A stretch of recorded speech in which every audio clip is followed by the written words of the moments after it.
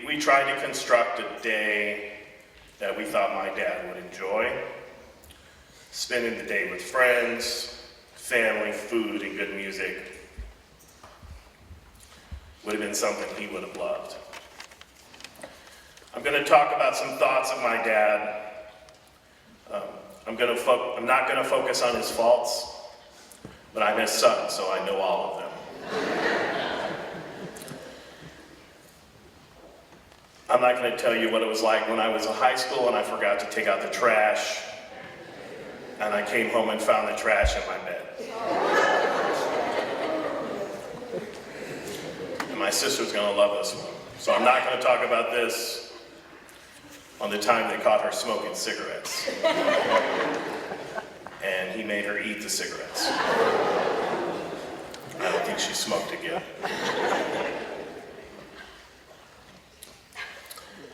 And I'm not going to tell you I didn't get annoyed when he would call me multiple times a day with the TV blaring. And he would get mad at me because I'd ask him to turn it down so I could hear him. Now I kind of wish he'd call again. I'm going to focus on the things that made Dad pretty amazing. So this is a short speech,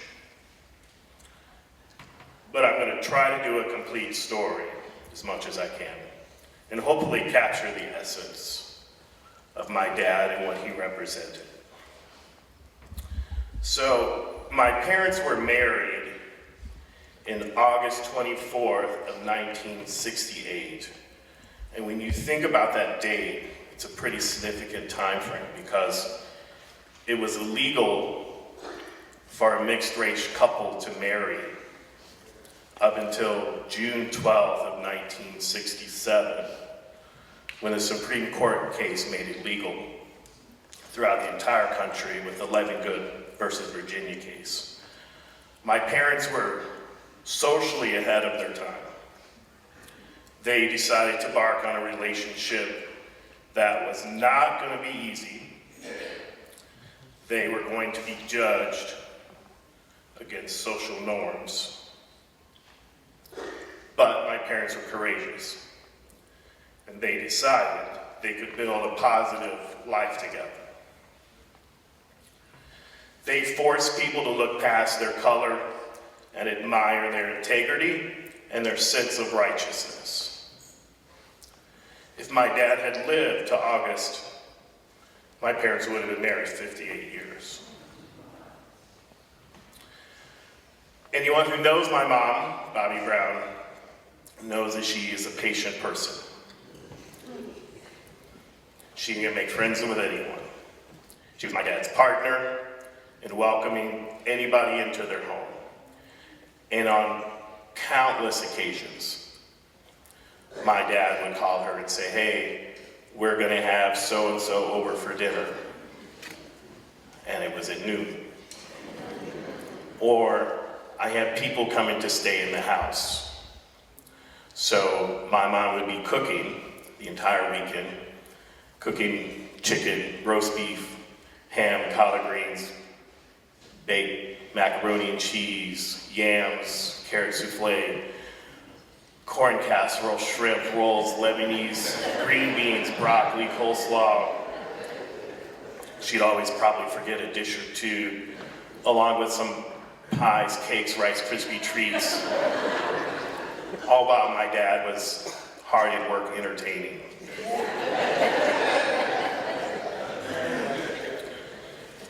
They traveled and would revolve their travels around visiting family and friends, and spontaneously would connect with people wherever they were. In fact, on Christmas, my sister and I used to get irritated because we'd have our toys, and my parents would just cold call people the entire day, and we could not get to play with our toys. But that was the connection and the spontaneity. That's what my dad enjoyed, was connecting with people. My parents were married my dad's sophomore year of college. He was able to attend college on a football scholarship at Truman State. For you guys who are old school, it's Northeast Missouri State. As a young biracial married couple living in Kirksville, Missouri, my parents had a lot of difficulty finding an apartment. As my dad's football stardom grew, he became a bit of a celebrity in town, so it was easier for them to find a place to live. One of the places that they had, their landlord had this piano. I guess they played piano, and were just amazed and would ask my dad frequently to play piano for them, because they were amazed that this black kid could play football and could play piano so well.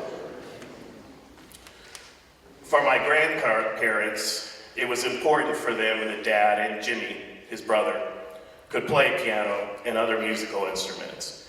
And in fact, it laid the foundation for my career as a band director. After 34 years, I'm retiring this year after 34 years as a band director. My dad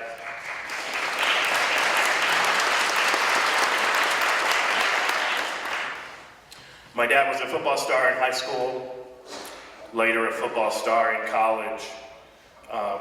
Several years ago, the teams that he was on at Kirksville were inducted into the Missouri Sports Hall of Fame, and also the Truman State, Northeast Missouri State University Hall of Fame, along with the 3 years of teammates that he had. That experience made him so happy, made him so proud, but it was also an example of the excellence that my dad exemplified in his life. After graduating from college, he taught at Enright Middle and coached football at Soldan for 9 years.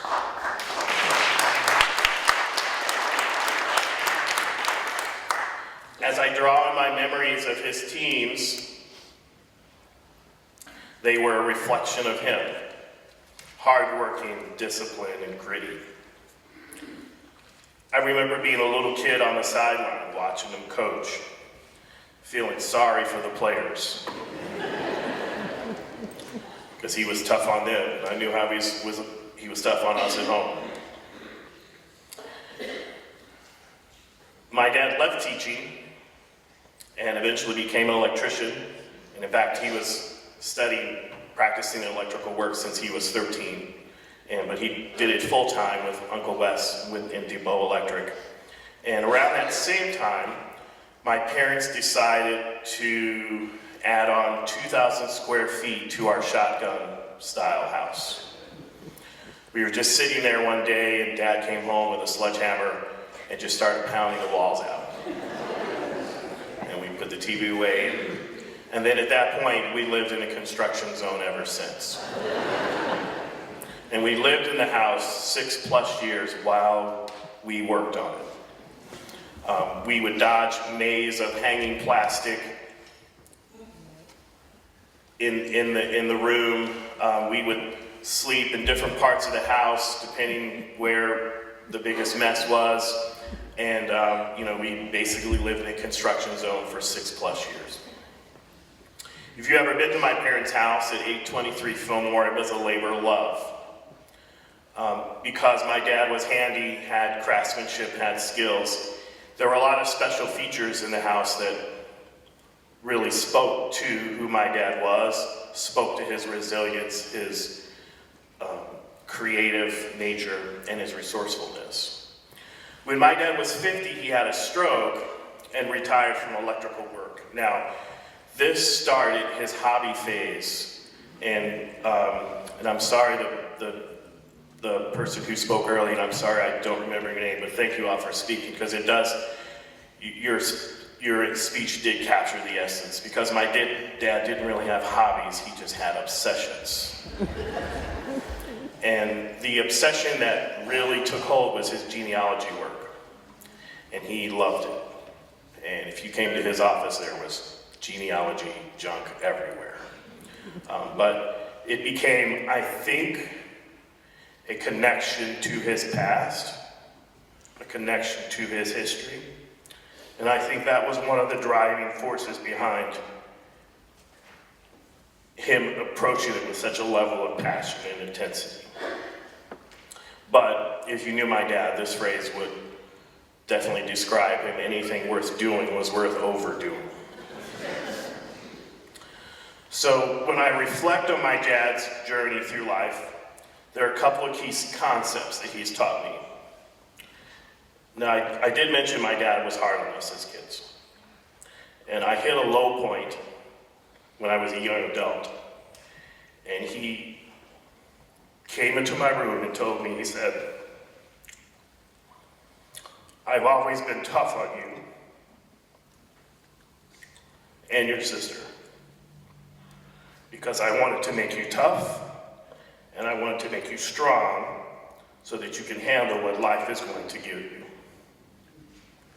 That has been a powerful statement for my life, not only as a person, as a teacher, as a husband, and as a parent.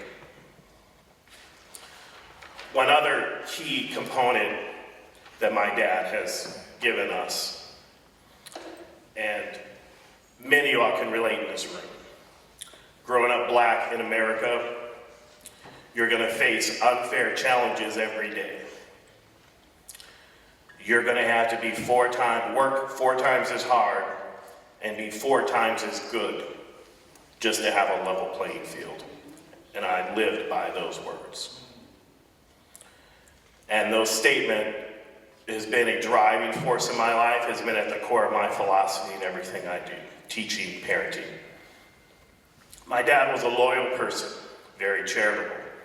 He would do anything for a stranger, but if you crossed him, he would be honest enough to let you know. I am thankful for the lessons and the wisdom that my dad has given me and our family. I'm thrilled that you're here to be a part of this day. My dad would be excited that you came and would make every effort to speak to everybody in the room. So, if you could, to honor my dad at some point today, please take a moment and meet somebody in this room that you don't know. That would be the essence of him. My dad was very social, loved being around people, and he would believe you all here today were friends and you had this opportunity to meet today. So on behalf of my family, I would like to thank you all for being here. And please, in constant stride in what my mom has always made sure is that there was always plenty of food, and we had planned on a lot of people being here, and we're thankful that you all are here. So please, after the end of the service, please make sure you can come down and eat with us. Thank you.